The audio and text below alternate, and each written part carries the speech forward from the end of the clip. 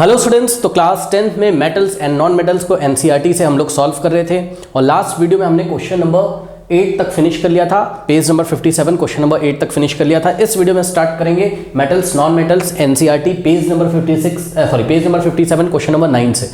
But उसके पहले एक इन्फॉर्मेशन, जिन बच्चों को नया वीडियो मिला है बच्चों, मैं आपको बता दूं इस चैनल पे आपको फिजिक्स, केमिस्ट्री एंड मैथमेटिक्स का क्वालिटी कंटेंट मिलेगा। ठीक है, सब कुछ यहाँ पे हमने पढ़ाया हुआ है, हर एक चैप्टर को डिटेल में पढ़ाया हुआ है। इसके अलावा जब चैप्टर को हमने पढ़ाया हुआ है तो हमने बीच बीच में एनसीईआरटी के टॉपिक्स वाइज क्वेश्चन भी ले रखे हैं, लेकिन अब हम एनसीईआरटी की एक अलग से प्लेलिस्ट बना रहे हैं बिकॉज बहुत सारे बच्चों को अलग से क्वेश्चंस चाहिए होते हैं। तो एनसीईआरटी की भी प्लेलिस्ट अब हम बना रहे हैं। और ध्यान से सुनिए, एक बहुत ही इंपॉर्टेंट टूल है आपका एनसीईआरटी एग्जाम्पलर। ठीक है, तो इस चैनल पर हमने एनसीईआरटी एग्जाम्पलर को भी कवर किया हुआ है। बोर्ड एग्जामिनेशन के पॉइंट ऑफ व्यू से देखें तो NCERT exemplar is the very important tool. तो एनसीईआरटी एग्जाम्पलर बच्चों जरूर लगाएं, physics, chemistry, mathematics and obviously for biology. ठीक है, इससे आप अच्छा स्कोर कर पाओगे। इस चैनल पे आपको एग्जाम्पलर के भी सॉल्यूशन मिल जाएंगे। ये सारी प्लेलिस्ट आपको कहाँ मिलेगी? तो जवाब है कमेंट सेक्शन में बच्चों। एक पिन कमेंट है। पिन कमेंट क्या होता है? जो कमेंट सबसे ऊपर आ रहा है उसको पिन कमेंट बोलते हैं। वहाँ रीड मोड पे क्लिक करिए, आपको हर एक चैप्टर का लिंक वहाँ पर मिल जाएगा। ऊपर जो लिंक मिलेंगे वहाँ चैप्टर्स को पढ़ाया हुआ है, नीचे जो लिंक मिलेंगे वहाँ पर आपको एनसीईआरटी एग्जाम्पलर के सॉल्यूशंस बच्चों मिल जाएंगे। ठीक है, फिर भी अगर आपको किसी चैप्टर को पढ़ने में दिक्कत आ रही है, कोई प्रॉब्लम आ रही है, तो आप व्हाट्सएप नंबर 7503644171 इस नंबर पर आप कॉन्टैक्ट कर सकते हो। ठीक है, व्हाट्सएप करिए, आपको यहाँ से लिंक सेंड कर दिया जाएगा जिस भी चैप्टर का लिंक आपको नहीं मिल रहा है। तो ये न्यू स्टूडेंट्स के लिए था। अब आइए स्टार्ट करते हैं, बाकी ओल्ड स्टूडेंट्स को पता है चीज़ें कैसे चल रही हैं।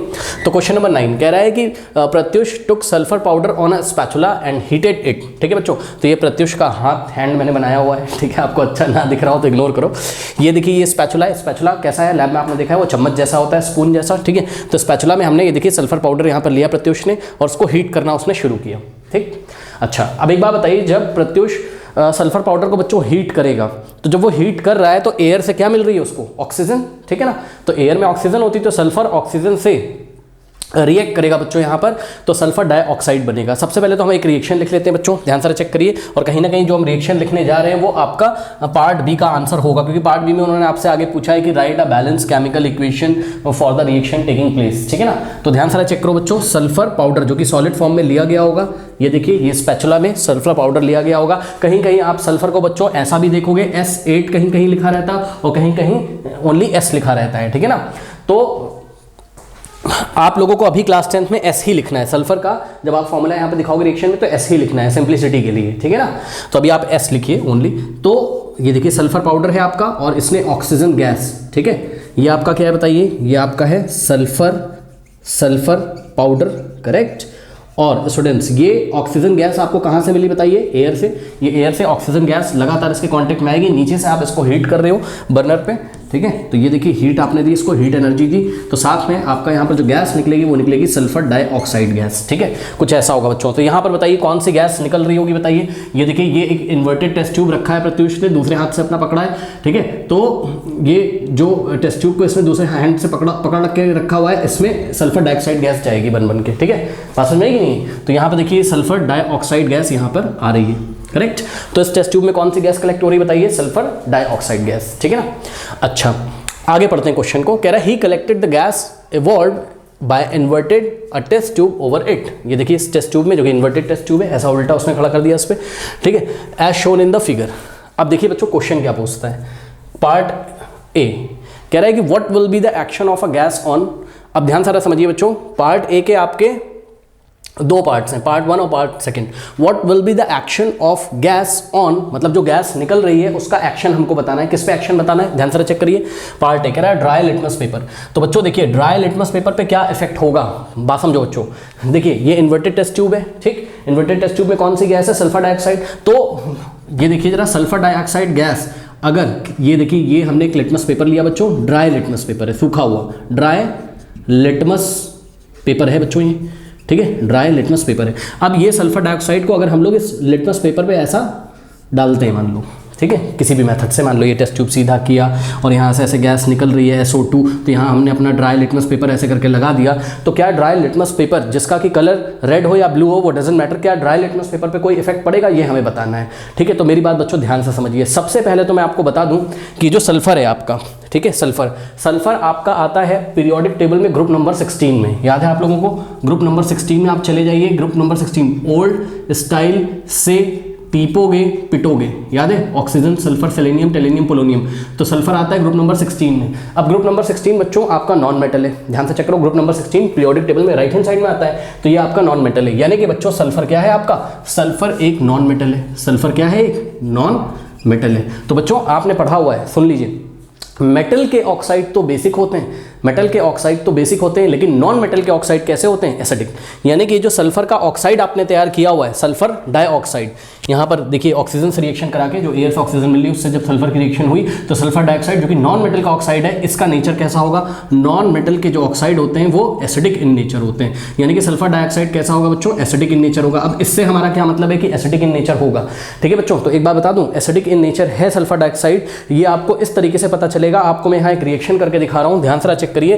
अगर सल्फर डाइऑक्साइड को बच्चों, अगर सल्फर डाइऑक्साइड गैस को ना कहीं से वाटर के पार्टिकल्स मिल जाए, कहीं से वाटर के मॉलिक्यूल मिल जाए, तो वो सल्फ्यूरस एसिड बना देता है, क्या बना देता है, सल्फ्यूरस एसिड। तो देखिए सल्फर डाइऑक्साइड को अगर कहीं से वाटर मिल जाएगा बच्चों, H2O लिक्विड के फॉर्म में ये मिल गया, तो आपको यहाँ पर मिलेगा एक एसिड जिसका नाम है सल्फ्यूरस एसिड, सल्फ्यूरिक नहीं बोल रहा हूँ, सल्फ्यूरस बोल रहा हूँ, H2SO3, ओके, H2SO3। तो ये आपका एक्वस फॉर्म में यहाँ पर मिल गया, नाम क्या है इसका, सल्फ्यूरस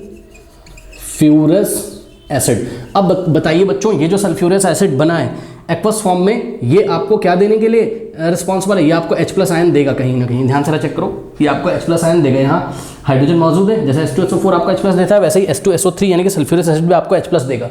लेकिन ये H+ आयन आपको कब देगा, तो जवाब है जब हमारे पास एक्वस मीडियम हो, मतलब हमारे पास वाटर कहीं ना कहीं प्रेजेंट हो, यानी कि बच्चों जब ड्राई लिटमस पेपर होगा तो सल्फर डाइऑक्साइड आपका नॉन मेटल का ऑक्साइड है, एसिडिक इन नेचर है, लेकिन वो एसिडिक कैरेक्टरिस्टिक नहीं दिखा पाएगा।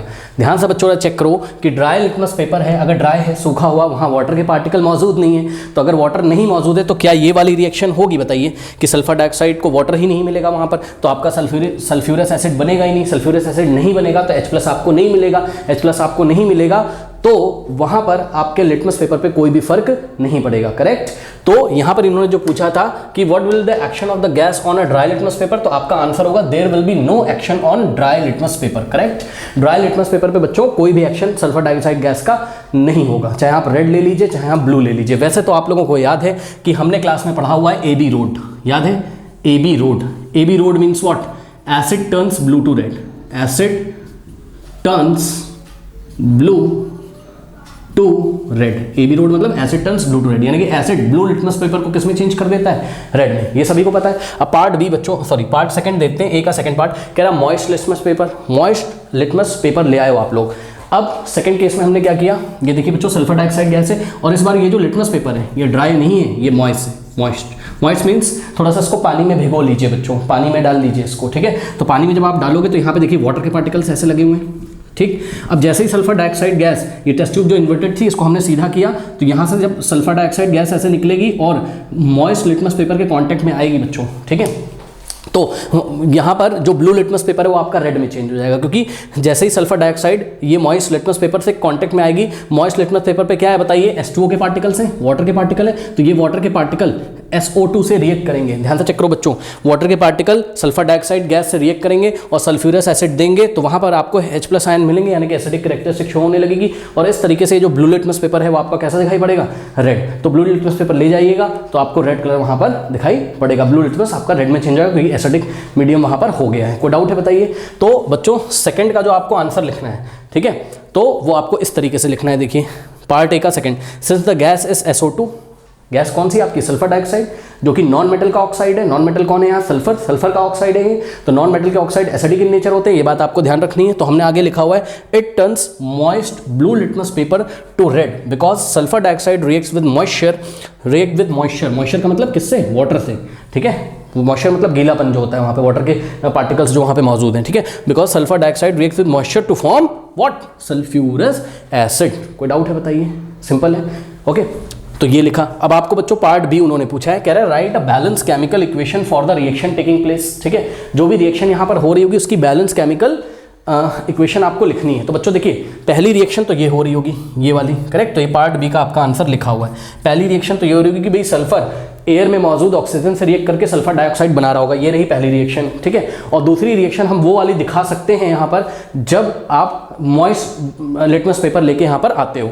तो ध्यान से चेक करो, जब मॉइस्ट लिटमस पेपर लेके आओगे तो ये जो सल्फर डाइऑक्साइड गैस है ये लिटमस पेपर पे लगे हुए वाटर पार्टिकल से रिएक्ट करके आपका क्या बनाएगा, H2SO3, जिसको हम सल्फ्यूरस एसिड बोलते हैं, जिसके कारण कैरेक्टरिस्टिक कैसी होगी, एसिडिक कैरेक्टरिस्टिक होगी, एसिडिक मीडियम होगा वहाँ H+ आयंस के कारण, और आपका ब्लू लिटमस पेपर किस में चेंज हो जाएगा, रेड कलर में। बताइए कोई डाउट है, सिंपल है, हाँ। तो इस तरीके से करेंगे इसको, ओके कर लीजिए। स्टूडेंट्स क्वेश्चन नंबर 10 देखिए, state 2 ways to prevent the rusting of iron. ठीक है, रस्टिंग ऑफ आयरन को प्रिवेंट करने के लिए आपको 2 तरीके बताने हैं, कोई भी, तो आप कुछ भी लिख सकते हो उसमें, क्लास में आपने पढ़ा है, बट फिर भी आइए मैं आपको एक्सप्लेन कर दूं। देखिए बच्चों, हमको बताया कि आयरन का जो ऑब्जेक्ट है उसमें आयरन के एटम्स होते हैं, ये देखिए Fe, ठीक, और इसको अगर एयर से, कहीं से एयर से ऑक्सीजन मिल जाए और अगर इसको वाटर भी मिल जाए, ठीक है, तो ऑक्सीजन और वाटर के प्रेजेंट में, ऑक्सीजन और वाटर के प्रेजेंस में, इसीलिए हम बोलते हैं कि आयरन मॉइस्ट एयर या डंप एयर से रिएक्ट कर जाता है। मॉइस्ट एयर या डंप एयर का मतलब ये होता है कि जिस एयर में नमी हो, नमी का मतलब मॉइस्चर हो, मतलब वाटर के पार्टिकल भी वहाँ मौजूद हो, जैसे कि बरसात का मौसम देखिए, ठीक है, जब बरसात का मौसम आता है तो आपको पता है कि वहाँ पर बहुत सारे वाटर के पार्टिकल्स रहते हैं एटमॉस्फेयर में, करेक्ट। तो वही हम बता रहे हैं कि मॉइस्ट एयर अगर होगी तो मॉइस्ट एयर में 2 चीज़ें होंगी, क्या क्या, ऑक्सीजन होगा और वाटर होगा, ठीक। तो आयरन ऑक्सीजन और वाटर के प्रेजेंट में क्या बना देता है, रस्ट बना देता है, ठीक है। आपका ब्राउन कलर का एक फ्लफी सब्सटेंस होता है, ठीक है, कभी पुराना गेट वेट आपने देखा हो, जो आयरन का गेट वेट होता है, ठीक है, पुराना गेट वेट देखिए जिस पे पेंट वगैरह बहुत टाइम से ना किया गया, तो वो ऐसे हाथ से आप करोगे तो ब्राउन कलर का कुछ फ्लफी सब्सटेंस निकलता है, कुछ ब्राउन कलर का कुछ झड़ता है वो हाथ से, तो उसको आप देखोगे जो ब्राउन कलर का फ्लफी सब्सटेंस एक निकलता है, वही क्या होता है, आपका रस्ट होता है, जिसका फॉर्मूला Fe2O3.XH2 होता है। XH2 मतलब X का नंबर कुछ भी हो सकता है, ठीक है ना, X क्या है, नंबर ऑफ वाटर पार्टिकल्स जो कि इस आयरन ऑक्साइड के साथ लगे रहते हैं, ठीक है ना, ये वाटर ऑफ क्रिस्टलाइजेशन है। बहरहाल यही आपकी रस्टिंग का फॉर्मूला है, ठीक है। तो यहाँ आपको कुछ फॉर्मूला वगैरह नहीं लिखना है, मैं बताना बस ये चाहता हूँ कि अगर आप बच्चों आयरन के कॉन्टैक्ट में किसी तरीके से अगर आप वाटर को ना आने दें या आप ऑक्सीजन को ना आने दें, क्योंकि ध्यान से सुन लीजिए, आयरन की रस्टिंग तभी होगी, आयरन तभी कोरोड होगा, कोरोड मतलब खराब होगा, उसकी रस्टिंग तभी होगी जब उसको ऑक्सीजन भी मिले और वाटर भी मिले। अगर दोनों में से किसी एक की भी सप्लाई आपने रोक दी या दोनों को ही रोक दिया तो इसकी रस्टिंग नहीं होगी। मान लीजिए कि आयरन को केवल ऑक्सीजन मिल रहा है तब भी रस्टिंग नहीं होगा, ठीक, और आयरन को केवल वाटर मिल रहा है तब भी रस्टिंग नहीं होगा, लेकिन दोनों का मिलना जरूरी रस्टिंग होने के लिए, और दोनों कहीं ना कहीं मिल ही जाएंगे। अगर आप आयरन ऑब्जेक्ट को ऐसा खुला छोड़ दो एयर में, तो एयर में आपका वाटर भी मौजूद है और वाटर के पार्टिकल्स भी मौजूद हैं और वाटर और ऑक्सीजन के पार्टिकल्स भी मौजूद हैं, करेक्ट।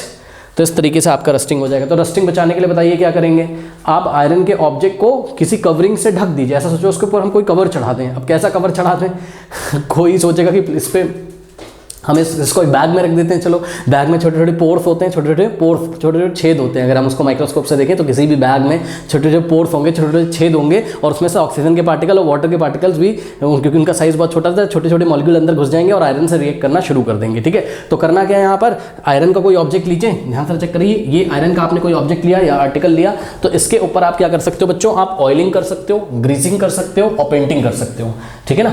ध्यान से चेक करो, अगर आपने ऑयलिंग और ग्रीसिंग करी, ध्यान से चेक करिए, ऑयलिंग, ठीक है, ऑयलिंग मतलब समझ लो ना, अरे जैसे मशीन का ऑयल होता है वैसे इसके ऊपर हमने एक ऑयल का कोट लगा के छोड़ दिया। या ग्रीसिंग आपने देखी होगी, आपकी साइकिल वगैरह जब थोड़ी सी हार्ड चलती होगी, गाड़ी चलती, तो आप जाते हो वहाँ पर और बोलते हो भैया इसमें ग्रीस लगा दीजिए थोड़ा सा, ऐसा ग्रीसिंग करता है, ठीक है, समझ रहे हो बात को, ठीक है। तो जब आप इसके ऊपर ग्रीस या ऑयलिंग कर देंगे, ये देखिए, ठीक है। अब एक बहुत, अभी मैं पेंटिंग की बात नहीं कर रहा हूँ, ध्यान से समझो, या चलो पेंटिंग की बात भी कर लेते हैं, ठीक है ना, पेंटिंग भी आपने इसमें कर दिया।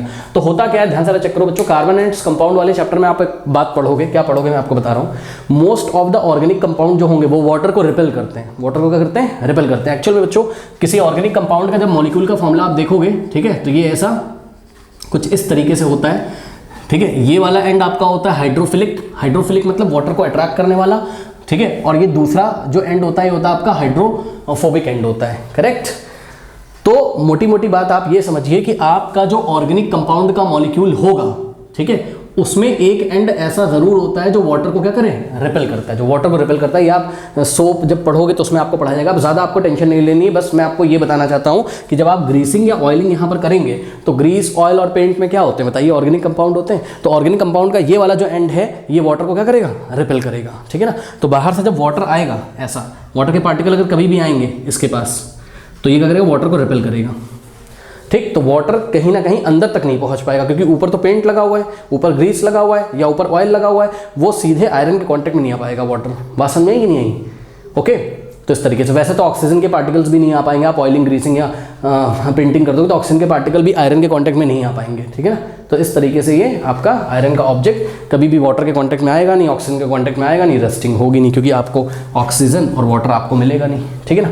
यही चीज़ यहाँ पर लिखनी है। ये तो हमने आपको बता दिया कि किस तरीके से क्या मैकेनिज्म होती है, ये सब आपको नहीं लिखना है। आपको एग्जाम में सिर्फ इतना लिखना है, बाय अप्लाइंग ऑयल, ग्रीस और paint the surface becomes waterproof. देखिए इसीलिए इन्होंने लिखा है कि the surface becomes waterproof. क्यों लिखा उन्होंने the surface becomes waterproof? क्योंकि सर्फेस पे बच्चों आपने ऑर्गेनिक कंपाउंड की लेयर चढ़ा दी है, इसमें ऑर्गेनिक कंपाउंड्स ही तो होते हैं, और ये ऑर्गेनिक कंपाउंड्स के एक एंड ऐसे होते हैं जो वाटर को क्या करते हैं, रिपेल करते हैं, ठीक है ना। आप कुछ बच्चे सोच रहे होंगे दूसरा एंड तो वाटर को रिट्रैक्ट करता है, उसका क्या, वो आप ऑर्गेनिक कार्बन कंपाउंड पढ़ोगे तो वहाँ हमने डिटेल में पढ़ाया, बट अभी मोटी मोटी बात ये है कि यहाँ पर ऑर्गेनिक कंपाउंड्स वाटर को रिपेल करेंगे, दूर भगाएंगे, उनको अट्रैक्ट नहीं करना चाहते हैं, जिसके कारण ये वाटरप्रूफ कहलाता है कि भाई अब हमारा आयरन का ऑब्जेक्ट कैसा हो गया, वाटरप्रूफ। वहाँ पर कोई भी वाटर के पार्टिकल अटैक नहीं कर पाएंगे, करेक्ट। तो यही बात यहाँ पर लिखी है। जब आप ऐसा कर दोगे, the surface becomes water proof and the moisture and oxygen present in the air can not come into direct contact. अब देखो कुछ बच्चे बोलेंगे कि मॉइस्चर कांटेक्ट में नहीं आ पा रहा है, तो ऑक्सीजन कैसे नहीं कांटेक्ट में आ पा रहा है? मॉइस्चर में क्या, मॉइस्चर का मतलब क्या, वाटर के पार्टिकल तो रिपेल कर रहे हैं, वाटर के पार्टिकल तो रिपेल हो रहे हैं किसके द्वारा, ऑयल ग्रीस के द्वारा, पेंट के द्वारा, ठीक है। तो ये ऑक्सीजन क्यों लिख दिया आपने कि ऑक्सीजन कांटेक्ट में नहीं आ पाता है? तो बच्चों ध्यान से चेक करो, जब ये ऐसी लेयर बना देगा, मैंने भी आपको बैग का एग्जांपल दिया था, आयरन को जब आप बैग में रखोगे, बैग में छोटे छोटे पोर्स होते हैं, छेद होते हैं, बहुत छोटे छोटे छेद होते हैं, ठीक है। उस छेद में से ऑक्सीजन घुस घुस के आ जाएगा अंदर, ठीक है। लेकिन यहाँ पर जब आप ऑयल या ग्रीसिंग करते हो ना, तो ग्रीस वीस के जो पार्टिकल्स हैं, ग्रीस के जो मॉलिक्यूल्स हैं, वो बहुत पास पास रहते हैं, इतने पास पास रहते हैं कि जगह ही नहीं छोड़ेंगे, ऑक्सीजन को घुसने ही नहीं देंगे अंदर तक। तो ऑक्सीजन जब अंदर आएगा ही नहीं, तो यहाँ पे आयरन के कॉन्टैक्ट में नहीं आएगा। तो ये थोड़ा सा मैकेनिज्म है इसका, ठीक है, बता दिया ताकि आपको फील आ जाए। Into direct contact with iron hence rusting is prevented. इस तरीके से रस्टिंग नहीं होगी, बस सिंपल है।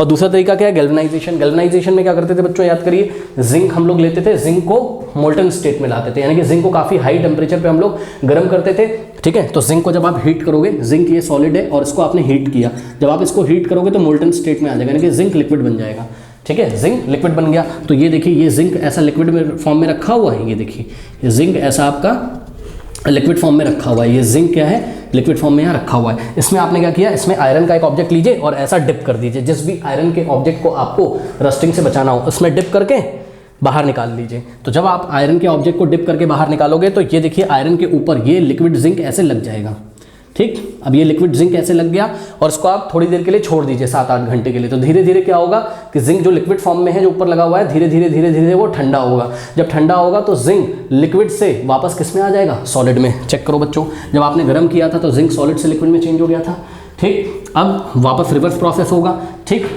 जब आप इसको बाहर निकालोगे आयरन के ऑब्जेक्ट को, तो आयरन के ऑब्जेक्ट के ऊपर जो जिंक लिक्विड फॉर्म में लगा हुआ है, जिंक की लेयर जो लिक्विड के फॉर्म में ऊपर कोटेड है, ऊपर लगी हुई है, वो जिंक की लेयर धीरे धीरे धीरे धीरे धीरे धीरे धीरे धीरे क्या होगी, हीट बाहर रिलीज करेगी, ठंडी होगी। और ठंडी जैसे जैसे होगी तो जिंक के एटम्स आपस में मेटेलिक बॉन्डिंग करेंगे और एक मजबूत लेयर ऊपर चढ़ा देंगे आयरन के, करेक्ट। तो अब आयरन के ऑब्जेक्ट को आप देखोगे तो आपको ऊपर से जिंक की लेयर नजर आएगी, सही है।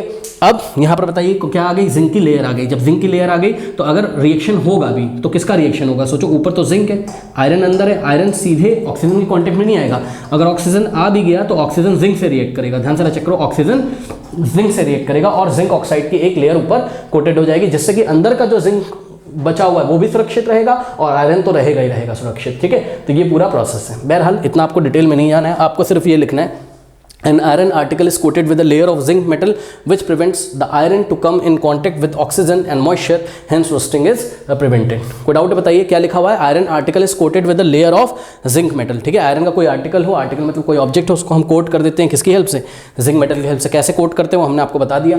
विच prevents the iron to come in contact, जिस तरीके से आयरन अब कॉन्टेक्ट में नहीं आएगा, किसके कॉन्टेक्ट में नहीं आएगा, ऑक्सीजन और मॉइस्चर का कॉन्टेक्ट में नहीं आएगा। और जब ऑक्सीजन और मॉइस्चर आपको नहीं मिलेगा तो रस्टिंग नहीं होगी, हेंस रस्टिंग इज प्रिवेंटेड। कोई डाउट है बताइए, तो सिंपल है, नोट कर लीजिए। Students, question number 11, what type of oxides are form when non metals combined with oxygen. बच्चों देखिए, ये तो बहुत इजी क्वेश्चन है। आपको पता है कि जब मेटल्स आपके ऑक्सीजन से रिएक्ट करते हैं तो जो मेटल के ऑक्साइड होते हैं बच्चों, ऑक्साइड्स ऑफ मेटल, वो कैसे होते हैं, ऑक्साइड्स ऑफ मेटल के बारे में आपने पढ़ा हुआ है। ऑक्साइड्स ऑफ मेटल बच्चों बेसिक इन नेचर होते हैं, कैसे होते हैं? Basic in nature. जैसे कि एग्जांपल के तौर पे यहाँ पे हम थोड़ा कॉन्सेप्ट आपका क्लियर कर देते हैं। एग्जांपल के तौर पे मान लीजिए बच्चों, मैग्नीशियम की रिएक्शन हम लोगों ने कराई ऑक्सीजन से, ठीक है ना, तो आपको मिलेगा मैग्नीशियम ऑक्साइड। यहाँ मैं बैलेंस नहीं कर रहा हूँ, बैलेंस यहाँ पे हमारा मुद्दा नहीं, बैलेंसिंग नहीं करेंगे हम यहाँ पे, हम बस आपको सिखा रहे हैं यहाँ पर। मैग्नीशियम क्या है बच्चों बताइए? एक मेटल है, ठीक। मैग्नीशियम ने जब ऑक्सीजन से रिएक्ट किया तो मैग्नीशियम ऑक्साइड बना। मेटल का ऑक्साइड यही है, चेक करो, मैग्नीशियम एक मेटल है, उसका ऑक्साइड है, मैग्नीशियम ऑक्साइड मेटल का ऑक्साइड है, तो इसका नेचर कैसा होगा आपका? बेसिक नेचर होगा। अब इसका क्या मतलब होता है कि बेसिक नेचर होगा?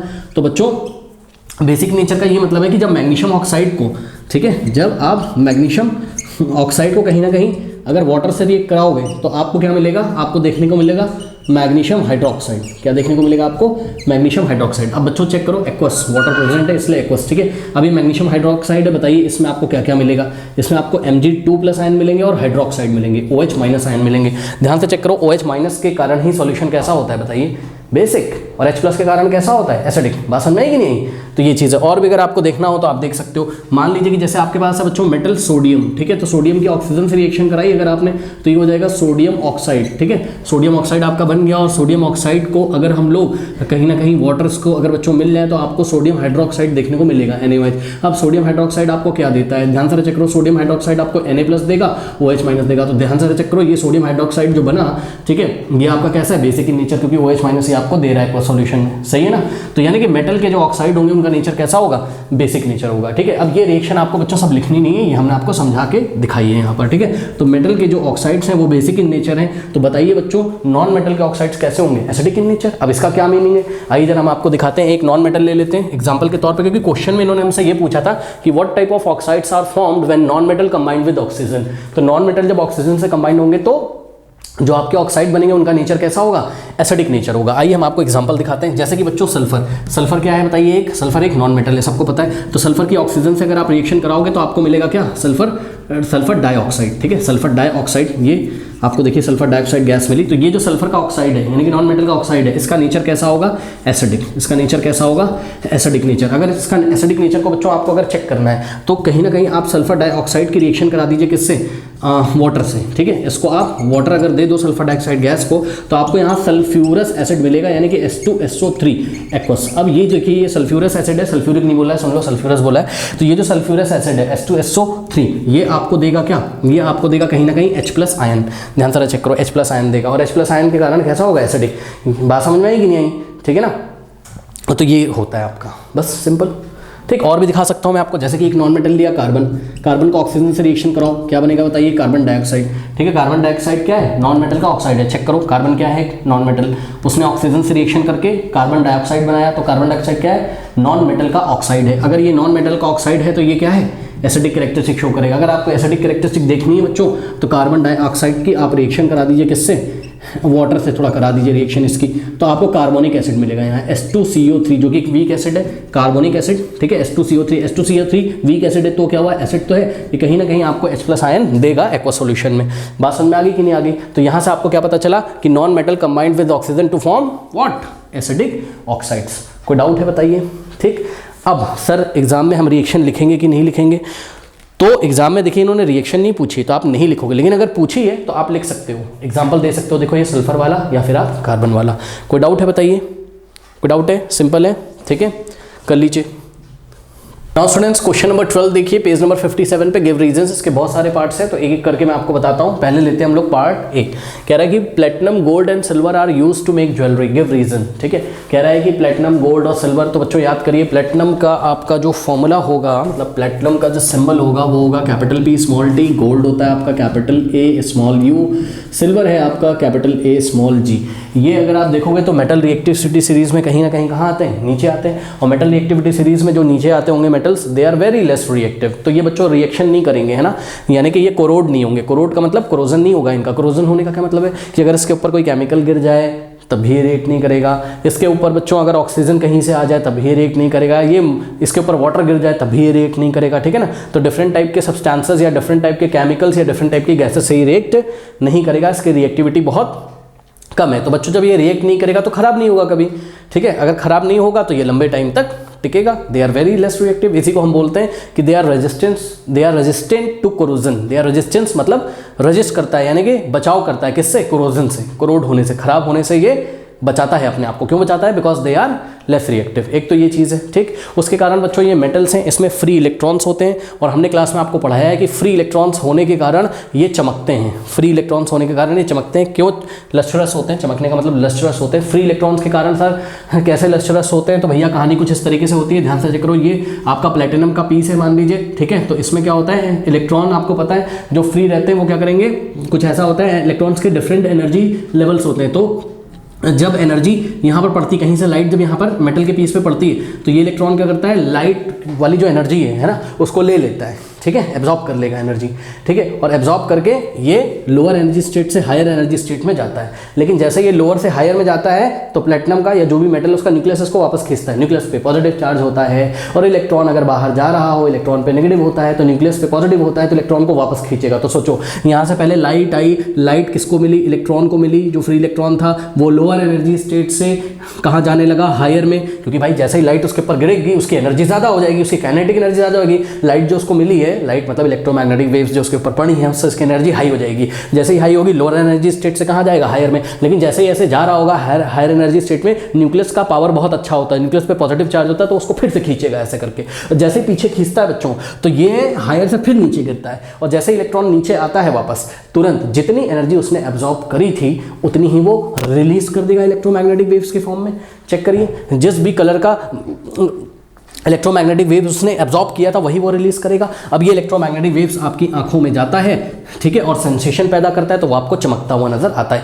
ये प्रोसेस बार बार होता रहता है, ऐसा मेटल्स में होता है। ये लस्ट्रस होते हैं, इसीलिए चमकदार होते हैं। बहरहाल ये हमने आपको ऐसी कहानी बता दी, ठीक है। ये सब आपको लिखने की जरूरत नहीं, बस आपको कारण बताना है कि प्लेटिनम, गोल्ड और सिल्वर का यूज़ ज्वेलरी बनाने में क्यों करते हैं, ठीक है। तो ये दो कारण बताएं। एक और कारण है कि ये मैलेबल और डक्टाइल होता है बच्चों। मैलेबल मतलब मैलेबल क्या प्रॉपर्टी होती है बताइए। मेटल्स को थिन शीट्स में हम चेंज कर सकते हैं। भाई हैमरिंग करोगे, मतलब हथौड़े से उसको मारो मेटल्स को, तो पतली पतली शीट्स में चेंज हो जाता है। इसको हम बोलते हैं कि मेटल क्या है, मैलेबल है। इसी तरीके से मेटल्स के आप तार बना सकते हो, लंबे लंबे वायर्स बना सकते हो। इस प्रॉपर्टी को हम क्या बोलते हैं, डक्टिलिटी बोलते हैं। यानी कि मेटल्स मैलेबल भी होते हैं और डक्टाइल भी होते हैं। तो ये बात आपको पता है।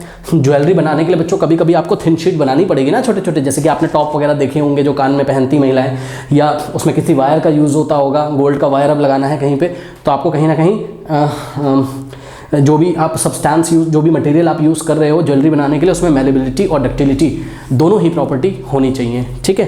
तो बस ये मेटल्स हैं तो ये मैलेबल और डक्टाइल होंगे। तो ये तीन रीज़न बच्चों आप लिख लीजिए। फर्स्ट रीज़न क्या है, they have bright and shiny surface, ठीक है, ये चमकदार होते हैं। चमकते क्यों हमने आपको बता दिया। अगर टेक्निकली बोलें तो मीन्स दे आर लस्ट्रस, ये लस्ट्रस होते हैं, ठीक है। उसके बाद they are highly resistant to corrosion, ये भी हमने आपको बताया, ठीक है। कोरोड नहीं होंगे, खराब नहीं होंगे, रिएक्शन नहीं करेंगे जल्दी से किसी से। And third is what, they are highly malleable and ductile, ठीक है। तो नोट कर लीजिए इसको। Part B, sodium, potassium and lithium are stored under oil. अब ये जो बच्चों ऑयल है, आपने काफ़ी सुना होगा कि सोडियम और पोटेशियम को कैरोसिन ऑयल में रखा जाता है, जो मिट्टी का तेल है। एक्चुअल में बच्चों ऐसे ऑयल में रखेंगे जिसमें जो कि ऑर्गेनिक कंपाउंड से मिलकर बना होगा, ठीक है। जो भी ऑयल होगा, जैसे कैरोसिन ऑयल है तो बहुत सारे ऑर्गेनिक कंपाउंड का वो कॉम्बिनेशन होता है। उतनी हम डिटेल में नहीं जा रहे हैं। एक्चुअल में बात ये है ना कि आपके जो मेटल्स हैं बच्चों, ध्यान से चेक करो, ये जो मेटल्स हैं एल्कली मेटल्स हैं ग्रुप नंबर 1 के। याद करिए जरा, ग्रुप नंबर 1 में आ जाइए। पीरियोडिक टेबल में क्या था, है, ली, ना, कर, रब और से लिख के बाहर हम काट देते थे, से फरियाद। है, ली, ना, कर, रब, से फरियाद, अरे ऐसा कुछ होता था, ठीक है। ली, ना, कर, रब, से फरियाद, ठीक है। चलो देखो, hydrogen, lithium, sodium, potassium, rubidium, caesium, francium, ठीक है। तो देखो ग्रुप नंबर 1 में आ रहा है, हाइड्रोजन को तो आप छोड़ ही दो बहरहाल, लिथियम, सोडियम, पोटेशियम, ठीक है। ग्रुप नंबर 1 के जो मेटल्स होते हैं वो एल्कली मेटल्स होते हैं, आपने पढ़ा हुआ है, ठीक है। बहुत ही एल्कली क्योंकि ये वाटर के साथ जब रिएक्ट करेंगे, ठीक है, तो क्या बनाएंगे, बेस बनाएंगे। इनका नेचर कैसा होता है, बेसिक होता है, ओके, कोई बात नहीं। अब देखो बच्चों, खास बात यह है कि इन मेटल्स का अगर आप इलेक्ट्रॉनिक कन्फिग्रेशन देखोगे, लिथियम का एटॉमिक नंबर क्या होता है बताइए, 3 का अगर आप इलेक्ट्रॉनिक कन्फिग्रेशन करेंगे तो क्या होगा, 2,1। सोडियम का अगर आप इलेक्ट्रॉनिक कन्फिग्रेशन करोगे, सोडियम का एटॉमिक नंबर 11 होता है, इसका इलेक्ट्रॉनिक कन्फिग्रेशन करिए 2,8,1। और पोटेशियम, ठीक है ना, पोटेशियम का एटॉमिक नंबर होता है 19 का इलेक्ट्रॉनिक कन्फिग्रेशन करो 2,8,8,1। तो आप चाहे लिथियम को देखिए, आप चाहे सोडियम को देखिए, आप चाहे पोटेशियम को देखिए, इनके आउटर मोस्ट में देखिए 1 इलेक्ट्रॉन्स हैं। ध्यान से चेक करो, लिथियम अपना 1 इलेक्ट्रॉन निकाल देगा तो उसका ड्यूप्लेट कंप्लीट हो जाएगा। सोडियम अगर अपना 1 इलेक्ट्रॉन निकाल देगा बाहर तो उसका ऑक्टेट कंप्लीट हो जाएगा। और पोटेशियम अगर अपना 1 इलेक्ट्रॉन लूज कर दे तो क्या बना देगा, अपना ऑक्टेट कंप्लीट कर लेगा, ठीक है ना। तो सारे के सारे सोचते हैं हम अपना 1 1 इलेक्ट्रॉन निकाल लें तो हमारा ड्यूप्लेट और ऑक्टेट कंप्लीट हो जाएगा। और आपको पता है जब ड्यूप्लेट और ऑक्टेट कंप्लीट होता है तो हम जो भी स्पीशी होती है वो ज़्यादा स्टेबल होती है। तो ये लोग इलेक्ट्रॉन निकालना चाहते हैं। अब बताइए इलेक्ट्रॉन कब निकालेंगे?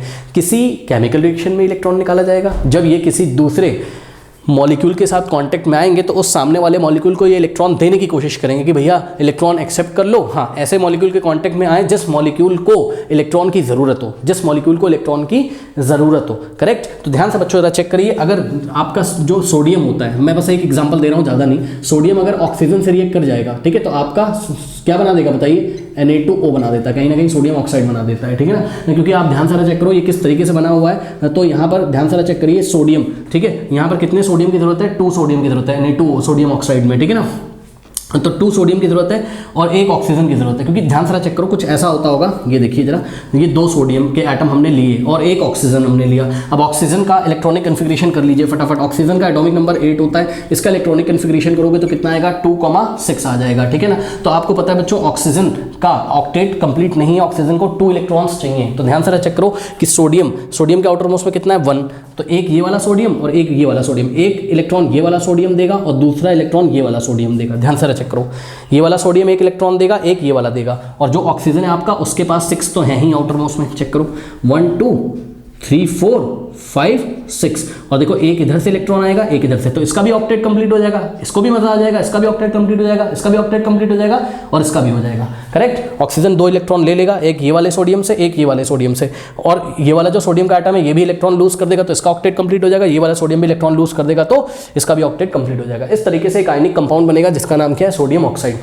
तो जब ये कंपाउंड बनता है बच्चों, ठीक है, तो किसके किसके बीच में बॉन्डिंग होगी? ध्यान से चेक करो बच्चों, आपकी जो बॉन्डिंग होगी वो किसके किसके बीच में होगी? यहाँ से बनेगा आपके पास सोडियम आयन Na+। अरे जब जो एक इलेक्ट्रॉन निकाल देता है तो उस पर एक पॉजिटिव ही तो आ जाता है, और ऑक्सीजन ने 2 इलेक्ट्रॉन लिए हैं तो इस पर 2- आ जाएगा। अगर आप कंपाउंड बनाओगे, देखो 1 इधर भेजो 2 इधर भेजो तो कहीं ना कहीं फॉर्मूला Na2 आएगा। तो मोटी मोटी बात है कि इनके बीच में जब हाई इलेक्ट्रोस्टैटिक फोर्स लग रहा होगा, आपको पता है कैटायन और एनायन के बीच में बहुत ही अच्छा इलेक्ट्रोस्टैटिक फोर्स लगता है, प्लस और माइनस भैया एक दूसरे को अट्रैक्ट करते हैं, इनके बीच में अच्छा फोर्स लगेगा और ये सोडियम कंपाउंड को बनाने लगेंगे। जिस टाइम ये सोडियम कंपाउंड को बनाने लगेंगे, क्योंकि ध्यान से समझिए बच्चों, दोनों ही एटम, दोनों ही स्पीशीज, चाहे वो सोडियम हो चाहे ऑक्सीजन, अब स्टेबल हो गए हैं। क्यों? क्योंकि उनका ऑक्टेट कंप्लीट हो गया। और जब भी कोई भी स्पीशी बच्चों स्टेबिलिटी की तरफ जाती है तो वो लोअर एनर्जी स्टेट में आती है। बहुत बार पढ़ा है, कहाँ आती है? लोअर एनर्जी स्टेट में आती है, यानी कि इसकी एनर्जी अब कम हो जाएगी। जब इसकी एनर्जी कम हो जाएगी का मतलब है क्या है? कि ये एनर्जी निकालेगा, ये सिस्टम एनर्जी निकालेगा। जब भी जितने भी सोडियम ऑक्साइड के मॉलिक्यूल बनते रहेंगे, भारी मात्रा में वहाँ पे एनर्जी निकलती रहेगी और वो एनर्जी आपको हीट और लाइट के फॉर्म में दिखाई पड़ेगी। वो एनर्जी आपको हीट और लाइट के फॉर्म में दिखाई पड़ेगी, ठीक है ना। बात समझ में आएगी? तभी हम बोलते हैं कि भाई सोडियम को आप खुला नहीं छोड़ो, ठीक है। सोडियम को या लिथियम को या पोटेशियम को अगर आप ओपन छोड़ दोगे, खुला छोड़ दोगे, तो वो एयर में मौजूद ऑक्सीजन से, एयर में मौजूद मॉइस्चर से रिएक्ट करेगा। और रिएक्ट क्यों करेगा? क्योंकि स्टेबिलिटी चाहिए उसको, अपना इलेक्ट्रॉन किसी को देना चाहता है, दे देकर बढ़िया सामने वाले से बॉन्डिंग करेगा, दे देगा, सामने वाले को नेगेटिव बना देगा, खुद पॉजिटिव बन जाएगा और बढ़िया से जो है बॉन्डिंग करेगा वहाँ पर। और जैसे ही बॉन्डिंग करके स्टेबल कंपाउंड बनाएगा, भारी मात्रा में एनर्जी निकलेगी और वो एनर्जी आपको हीट और लाइट के फॉर्म में दिखाई पड़ेगी। कभी कभी ये इतनी एनर्जी निकलती है कि एक्सप्लोजन हो जाना शुरू हो जाते हैं, वहाँ पर आग लग जाती है बच्चों, फायर, आग लग जाती है वहाँ पर, ठीक है ना। वो आग क्यों लगती है बताइए? एक्सप्लोजन क्यों होता है वहाँ पर? आपको आग और लाइट क्यों दिखाई पड़ता है, फायर वहाँ पर? क्योंकि भारी मात्रा में एनर्जी निकल रही है, सिस्टम स्टेबल हो रहा है। जैसे कि आप अपनी ज़िंदगी में जब स्टेबिलिटी को गेन करोगे तो टेंशन धीरे धीरे आपकी रिलीज हो जाएगी ना सारी। उसी तरीके से यहाँ पे ये कंपाउंड जब स्टेबल होते हैं, एल्कली मेटल्स के कंपाउंड जब स्टेबल होते हैं तो वो भारी मात्रा में एनर्जी निकालते हैं और वो एनर्जी बच्चों आपके लिए हानिकारक हो सकती है। सामने रखा हुआ कोई सामान में आग लग सकती है, एक्सप्लोजन हो सकते हैं, आपको चोट लग सकती है, करेक्ट। तो क्या करें सर? तो आप ऐसा करिए ना सर, आप इनको उठा के ऐसी चीज़ में रख दीजिए जो इलेक्ट्रॉन लेते ही ना हो इनके ये बेचारा देने को तो तैयार है लेकिन सामने वाला लेने को ना तैयार हो। तो इसको हम लोग ऑयल में रख दिया करेंगे। ऑयल जैसे कि कैरोसिन ऑयल, उसमें ऑर्गेनिक कंपाउंड के कॉम्बिनेशन होते हैं, ठीक। और ऑर्गेनिक कंपाउंड इसके इलेक्ट्रॉन नहीं लेते होंगे, ऐसे ऑर्गेनिक कंपाउंड ऑयल्स में होते होंगे जो इसके इलेक्ट्रॉन नहीं एक्सेप्ट करते, कहते भैया हमें नहीं ज़रूरत है, ठीक है, हम तो पहले से ही स्टेबल हैं, हमें इलेक्ट्रॉन नहीं चाहिए, तो बेचारे दे ही नहीं पाते हैं। तो क्या किया हमने? देखो जरा ध्यान से, यहाँ पर हमने एक कंटेनर लिया, कंटेनर में हमने केरोसिन ऑयल भर लिया और इसमें हमने ये सोडियम का टुकड़ा ऐसे डाल दिया, ठीक। अब इसमें जो भी ऑयल भरा हुआ है जैसे कि केरोसिन ऑयल, तो केरोसिन ऑयल में जो भी मॉलिक्यूल्स हैं वो सोडियम से इलेक्ट्रॉन नहीं लेते, तो सोडियम बेचारा आयन के फॉर्म में कभी आ ही नहीं पाएगा, यानी कि इलेक्ट्रॉन निकाल ही नहीं पाएगा। सोडियम हमेशा एटॉमिक फॉर्म में रहेगा, बस। और सोडियम जब हमेशा एटॉमिक फॉर्म में रहेगा तो सोडियम का जो टुकड़ा आपने उसमें डाल के रखा हुआ है वो हमेशा वैसे ही सुरक्षित रहेगा, क्योंकि बेचारा देना तो चाहता है पर सामने वाला इलेक्ट्रॉन लेना नहीं चाहता है। बात समझ आई कि नहीं आई? तो ये आपका रीज़न यहाँ पर है। हमने इसको आपको डिटेल में समझा दिया है बच्चों, करेक्ट। अब आइए देखते हैं कि आपको तो ये हमने फील कराने के लिए बताया है, अब देखते हैं आपको एग्जाम में क्या लिखना है। तो आपको ये देखिए एग्जाम में ये लिखना है क्या कि sodium, potassium and lithium are very reactive metals, बहुत ही ज़्यादा रिएक्टिव होते हैं। क्यों? हमने कारण बता दिया। तो रीज़न आपको नहीं लिखना, बस आपको बताना है कि भाई बहुत ही रिएक्टिव मेटल होते हैं, क्योंकि अपना एक इलेक्ट्रॉन निकालना चाहते हैं और सामने वाले को देख के उससे फटाफट रिएक्ट कर लेंगे, ठीक है। They react so vigorously with the oxygen of air that they catch fire and kept in the open, ठीक है। ऑक्सीजन जो एयर में प्रेजेंट रहती है उनसे ये इतना विगरसली, इतना तेजी से रिएक्ट करते हैं कि वहाँ आग लग सकती है अगर आप इसको ओपन में छोड़ दोगे। आग क्यों लगती है हमने आपको बताया, ये स्टेबल कंपाउंड बनाते हैं। स्टेबल कंपाउंड जब बनने लगते हैं तो भारी मात्रा में एनर्जी आपको फायर के फॉर्म में, लाइट के फॉर्म में, हीट के फॉर्म में वहाँ दिखाई पड़ती है, ठीक है ना। Now sodium, potassium and lithium are stored under oil to protect them from the action of air. जब आप इसको बच्चों ऑयल में डाल दोगे तो एयर के पार्टिकल्स, मतलब एयर इसके कांटेक्ट में नहीं आ पाएगी। एयर ना आने का मतलब है कि एयर में मौजूद ऑक्सीजन और एयर में प्रेजेंट ऑक्सीजन, एयर में प्रेजेंट वाटर के जो पार्टिकल्स हैं ये कैरोसिन को, ये आपके सोडियम के कांटेक्ट में नहीं आ पाएगा, क्योंकि बच्चों ध्यान से चेक करना, ऑयल ने इसको घेर रखा है चारों तरफ से, ऑयल के पार्टिकल्स ने इसको घेर रखा है और ऑयल के पार्टिकल्स आपके ऑर्गेनिक कंपाउंड के पार्टिकल्स हैं, वो ऑक्सीजन वगैरह को घुसने नहीं देते हैं अंदर। तो सोडियम का भी कॉन्टैक्ट ऑक्सीजन से हो ही नहीं पाएगा और वाटर के पार्टिकल से भी सोडियम का कॉन्टैक्ट नहीं हो पाएगा। इस तरीके से कोई भी रिएक्शन होगी नहीं और आपका ये जो भी आपने रखा है यहाँ सोडियम वगैरह ये सुरक्षित रहेगा। जब आपको यूज़ करना हो तो सेफली इसको एक डेफिनेट टेम्परेचर और प्रेशर जो भी होता हो उस पर निकाल लिया जाता है लैब में और यूज़ कर लिया जाता है, ठीक है ना। बहरहाल तो यही बात यहाँ पर बच्चों हमने लिख दी है क्या कि sodium, potassium and lithium are stored under water to protect them from the action of air and moisture and to prevent accidental fires. इस तरीके से कोई एक्सीडेंट होने की संभावना नहीं है। आई थिंक आपको समझ में आया होगा, नोट कर लीजिए। Now students part C, aluminium is highly reactive metal. हाँ भाई बिल्कुल सही है, एल्युमिनियम आप देखते हो काफ़ी रिएक्टिव मेटल है, पता है आपको, एल्युमिनियम रिएक्टिविटी सीरीज में कहीं ना कहीं ऊपर आता है। Yet it is use to make utensils for cooking. तो खाना बनाने के बच्चों जो बर्तन होते हैं, ठीक है, यूटेंसिल्स मतलब जो बर्तन होते हैं कुकिंग के लिए, तब भी आप एल्युमिनियम के बर्तन क्यों बनाते हो, है ना।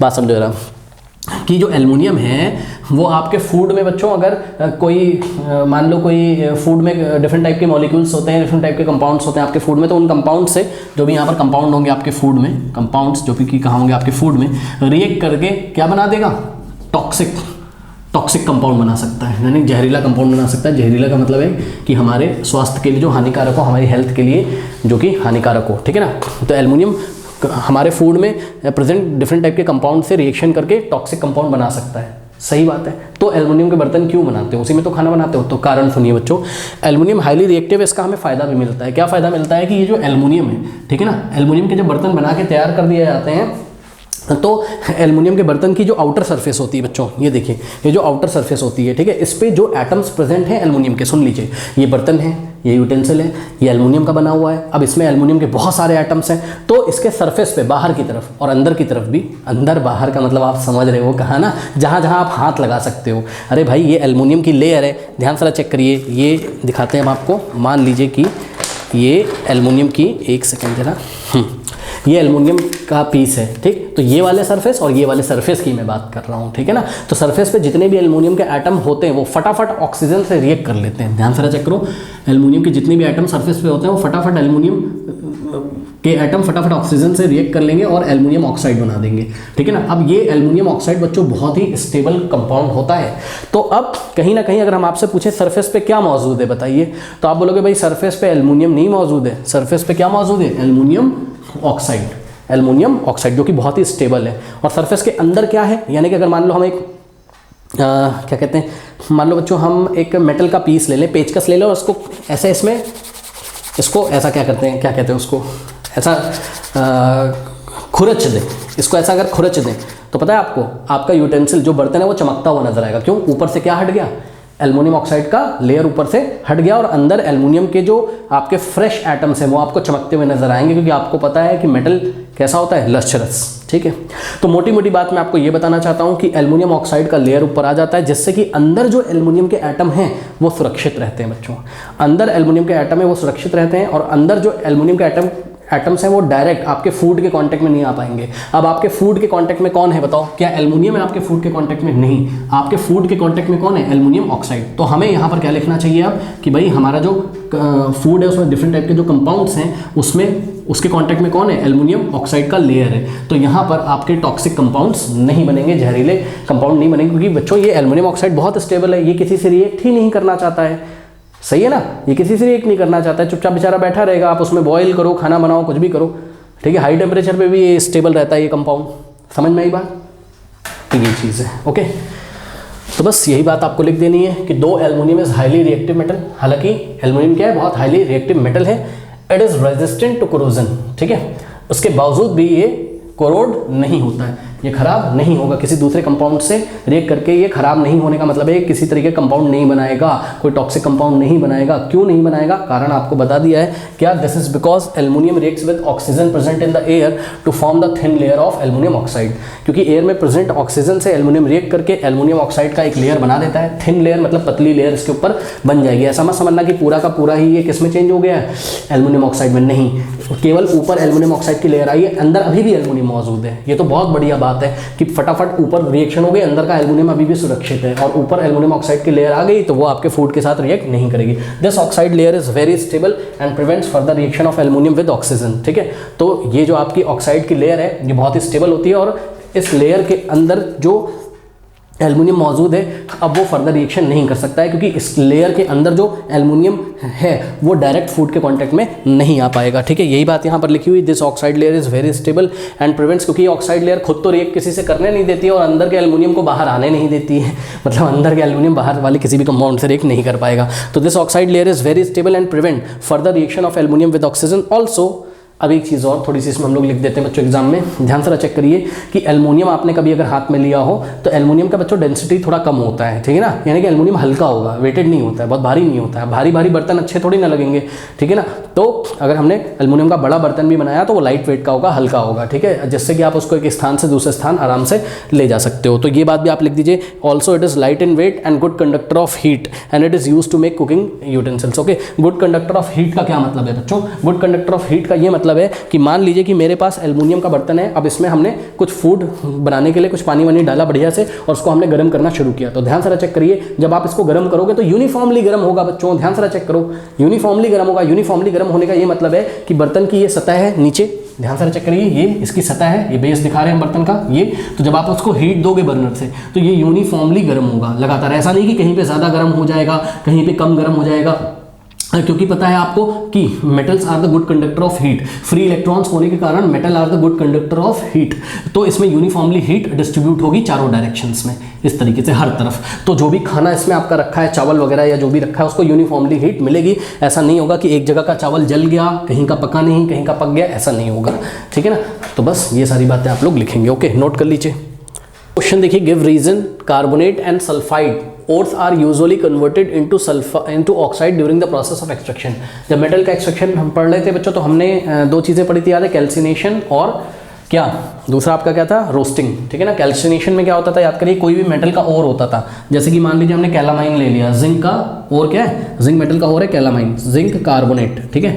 इसको इस जिंक कार्बोनेट को हम क्या बोलते हैं? कैलामाइन। ये जिंक का ओर है, यानी कि जिंक मेटल हम कैलामाइन से एक्सट्रैक्ट करते हैं। चट्टान जैसा होता होगा, पत्थर जैसा होता होगा, तो इसकी माइनिंग करके इसको अर्थ के अंदर से कहीं से निकाला जाता है। अब इसमें से जिंक आपको बाहर करना है, तो याद करिए, जिंक बाहर करने का मतलब है कि इसमें से ये आपको कहीं ना कहीं ऑक्सीजन पूरा बाहर निकाल देना है। हालांकि कार्बन बाहर आपको निकाल देना है, मतलब मोटी मोटी बात करें तो जिंक का आपको रिडक्शन करना है, ठीक है ना। जिंक का क्या मतलब? इस पूरे कंपाउंड का आपको रिडक्शन करना है, तभी आपका यहाँ पर जिंक बाहर होगा।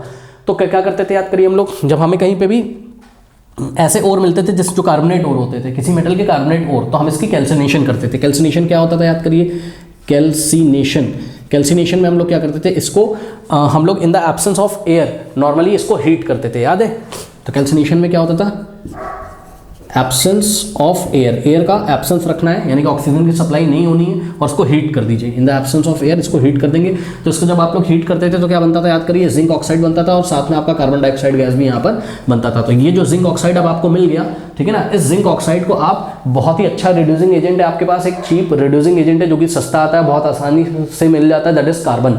तो इस जिंक ऑक्साइड को आप लोग किसके साथ लगा देते थे, इस जिंक ऑक्साइड को आप लोग कार्बन के साथ अब रिएक्ट करा देते थे, तो जिंक आपका अलग हो जाता था और कार्बन मोनोऑक्साइड गैस वहां पर आपको मिलती थी। करेक्ट। तो ध्यान से चेक करिए, जिंक ऑक्साइड का क्या हो गया, रिडक्शन हो गया। चेक करोगे कि जिंक ऑक्साइड में से ऑक्सीजन बाहर निकल गया, ऑक्सीजन का बाहर निकलना ही क्या कहलाता है, रिडक्शन। तो ये जिंक ऑक्साइड का रिडक्शन कराना ईजी है, ध्यान से चेक करो। लेकिन जिंक कार्बोनेट में से आप सीधे जिंक नहीं बना पा रहे हो बच्चों, वहाँ पे प्रॉब्लम है आपको।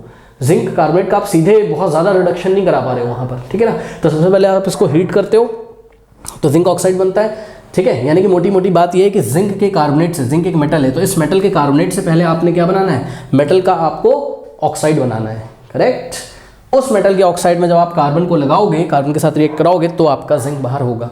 तो आप यहाँ पर क्या देख रहे हैं बताइए, आप यहाँ पर ये देख रहे हैं कि जिंक कार्बोनेट में से जिंक को निकालना इजी नहीं है, बल्कि जिंक के ऑक्साइड में से जिंक को निकालना इजी है। जिंक को एक्सट्रैक्ट करना जिंक के ऑक्साइड में से इजी है, ठीक है ना, क्योंकि जिंक ऑक्साइड का इजिली रिडक्शन हो जाता है कार्बन की हेल्प से, ठीक है।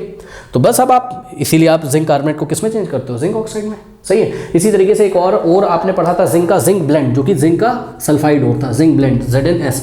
तो जिंक जब सल्फाइड और होते थे हमारे पास, याद करिए, इसको हम जिंक ब्लेंड बोलते हैं, ठीक है, जिंक ब्लेंड, ठीक है। तो जिंक के जब आपके और जिंक के जब आपके पास सल्फाइड और होते थे तो आप क्या करते थे, उसकी रोस्टिंग करते थे। रोस्टिंग का क्या मतलब होता है, रोस्टिंग का मतलब होता था कि आप ऑक्सीजन के प्रेजेंस में क्या करोगे, इसको हीट करोगे, ठीक। तो हीट कर दीजिए। अब जिंक सल्फाइड यानी कि जिंक ब्लेंड का आप, जिंक ब्लेंड ओर का नाम है, ठीक है। ऑक्सीजन के प्रेजेंस में इसको अगर आप हीट करोगे, ठीक है, तो आपको क्या मिलता था वहाँ, याद करिए, आपको मिलता था जिंक ऑक्साइड और कहीं ना कहीं सल्फर डाइऑक्साइड गैस भी मिलती थी। तो रिएक्शन आपको यहाँ पर नहीं लिखनी है इस क्वेश्चन में, बस हम आपको समझा रहे हैं। तो आपने जिंक सल्फाइड से क्या बना दिया बताइए, जिंक ऑक्साइड। अब बाकी प्रोसेस वही रहेगा, इस जिंक ऑक्साइड को आप कार्बन से रिएक्ट करा दीजिए, जिंक आपका अलग हो जाएगा, कार्बन मोनोऑक्साइड आपका अलग हो जाएगा, यानी कि कार्बन ने जिंक ऑक्साइड को क्या करा दिया, कार्बन ने जिंक ऑक्साइड को रिड्यूस करा दिया, क्योंकि चेक करो कार्बन ने जिंक ऑक्साइड में से ऑक्सीजन को खींच लिया। कोई डाउट है बताइए। तो बैलेंस वैलेंस मैं नहीं कर रहा हूँ, बस मोटी मोटी बात मैं आपको ये बताना चाहता हूँ कि चाहे जिंक का कार्बोनेट हो और चाहे जिंक का सल्फाइड और हो, आपको वहां से जिंक आसानी से नहीं मिल सकता है। पहले आपको जिंक सल्फाइड को और जिंक कार्बोनेट को पहले आपको जिंक ऑक्साइड में चेंज करना पड़ेगा, ध्यान से चेक करिए। उसके बाद जब जिंक ऑक्साइड में चेंज हो जाएगा आपका कौन, सल्फाइड और कार्बोनेट और, तो आप उस ऑक्साइड में से, यानी कि मेटल के ऑक्साइड में से आराम से कार्बन, जो कि एक अच्छा रिड्यूसिंग एजेंट है, चीप रिड्यूसिंग एजेंट है, उस कार्बन को लगाकर आप बहुत ही ईजिली अपने मेटल को एक्सट्रैक्ट कर सकते हैं। ध्यान से चेक कर लीजिए जरा, ठीक है। तो बस यही बात है। तो इसमें क्या लिखोगे बताओ आप, इसमें आप ये लिखोगे कि मेटल के सल्फाइड और मेटल के कार्बोनेट और में से हम इजीली मेटल को एक्सट्रैक्ट नहीं कर सकते हैं, उसका रिडक्शन कराना इजीली नहीं है, इसलिए हम मेटल के सल्फाइड और को और मेटल के कार्बोनेट और को पहले मेटल के ऑक्साइड में चेंज करते हैं, क्योंकि मेटल के ऑक्साइड में से मेटल को एक्सट्रैक्ट करना इजी, क्योंकि मेटल का ऑक्साइड जो होता है उसका रिडक्शन बहुत ही ईजिली हो जाता है in the presence of carbon. Correct, बात समझ में कि नहीं। बस यही बात आप लिख दीजिए यहाँ पर, क्या, the direct reduction of carbonates and sulphide ores to obtain metal is usually not possible. ध्यान से चेक करिए, ये लिखा है कि कार्बोनेट्स और सल्फाइड ओर का डायरेक्ट रिडक्शन करना पॉसिबल नहीं है। तो क्या करना पड़ता है, the carbonate and sulphide ores are first converted into metal oxide. सबसे पहले आपको कार्बोनेट और सल्फाइड ओर को मेटल ऑक्साइड में चेंज करना पड़ेगा। कारण भी हमने लिखा हुआ है आगे, because it is much easier to reduce metal oxides to obtain metal. ये ज़्यादा आसान होता है मेटल के ऑक्साइड को रिड्यूस कराना रादर देन मेटल के सल्फाइड और मेटल के कार्बोनेट को रिड्यूस कराना। कोई डाउट है बताइए, सिंपल है, ठीक है, ओके।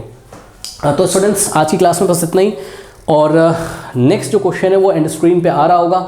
जाते जाते कमेंट सेक्शन में जो पिन कमेंट है उसको चेक करना ना भूलें। मिलते हैं नेक्स्ट क्लास में, तब तक के लिए पढ़ते रहिए, बढ़ते रहिए, ऑल द बेस्ट।